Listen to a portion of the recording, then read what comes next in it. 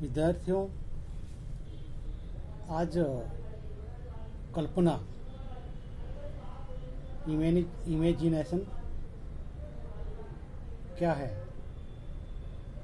कल्पना की प्रक्रिया से क्या तात्पर्य है, अभिव्यक्ति में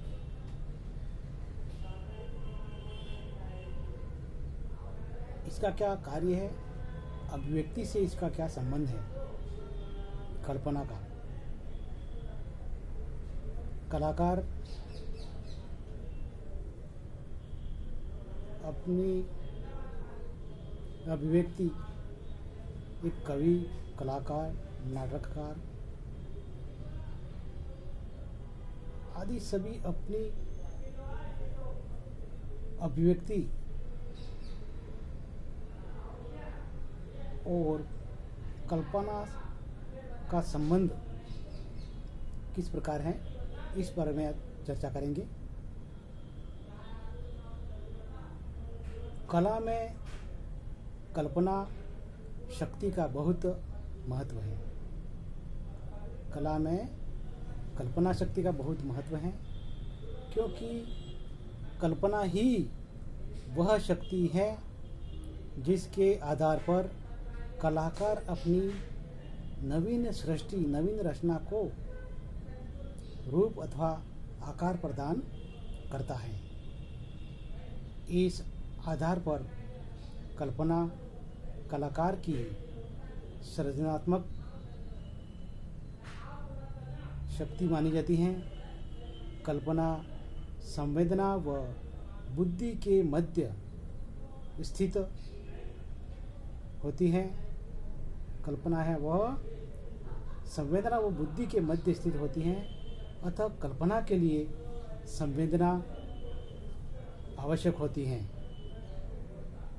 इस प्रकार वह शक्ति जो अनुभूति व ज्ञान के पश्चात हमारे मस्तिष्क पर प्रभाव डालती है, वह कल्पना है, वह इमेजिनेशन है।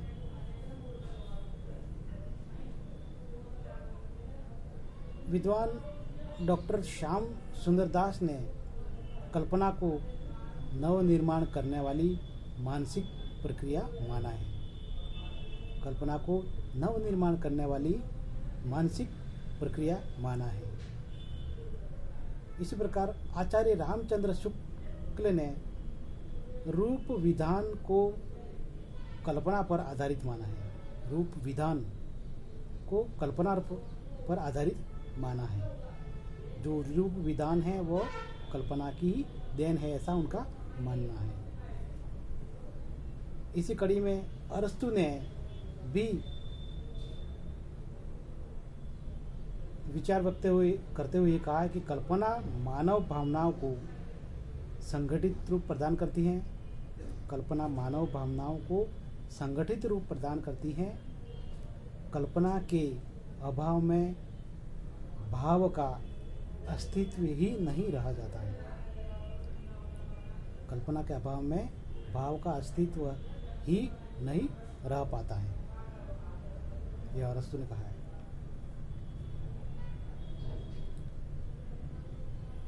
कांट के अनुसार कल्पना बोध जगत तथा भाव जगत के मध्य संयोजक का कार्य करती है। कल्पना बोध जगत तथा भाव जगत के मध्य संयोजक का कार्य करती है। इनके अनुसार कल्पना आत्मा की वह शक्ति है जो अप्रस्तुत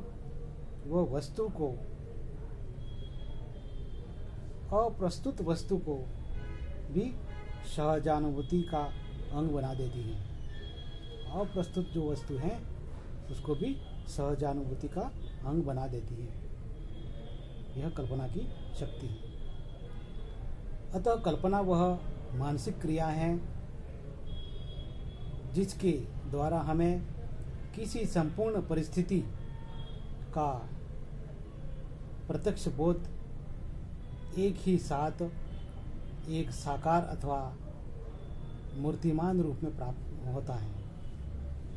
एक साकार अथवा मूर्तिमान रूप में होता है और इसी के आधार पर कलाकार अपनी नवीन सृष्टि को रूप अथवा आकार प्रदान करता है। इसलिए कल्पना कलाकार के सृजनात्मक शक्ति मानी जा सकती है। कल्पना कलाकार की सृजनात्मक शक्ति मानी जा सकती है। कला के क्षेत्र में उसी कल्पना का महत्व है जो संवेदनाओं व संवेगों के आपस में सम्मिश्रण से प्रत्यक्ष ग्रहण कर कलाकृति के रूप में ढल जाती है। संवेदनाओं व संवेगों के सम्मिश्रण से प्रत्यक्ष ग्रहण कर कलाकृति के रूप में ढल जाती। अतः निष्कर्ष रूप से हम ये कह सकते हैं कि पाश्चात्य विद्वानों के अनुसार भी कल्पना इस प्रकार की मानसिक शक्ति है जिससे सृजनात्मक व्यापार होता है। परिणाम स्वरूप कल्पना एक इस प्रकार की मानसिक सृष्टि है जिसका संबंध मन से होता है। कला के क्षेत्र में उस पर कल्पना का महत्व है जो भावनाओं और संवेगों से पुष्ट होकर प्रत्यक्ष आकार ग्रहण कर कलाकृति के रूप में प्रतिष्ठापित होती है। उदाहरण के लिए अजंता का कलाकोश सृजनात्मक कल्पना का अनुपम उदाहरण है। विद्यार्थियों, कल्पना क्या है, कल्पना का क्या कार्य है, अभिव्यक्ति में कल्पना किस प्रकार कार्य करती है, इस बारे में यहीं तक चर्चा करते हैं।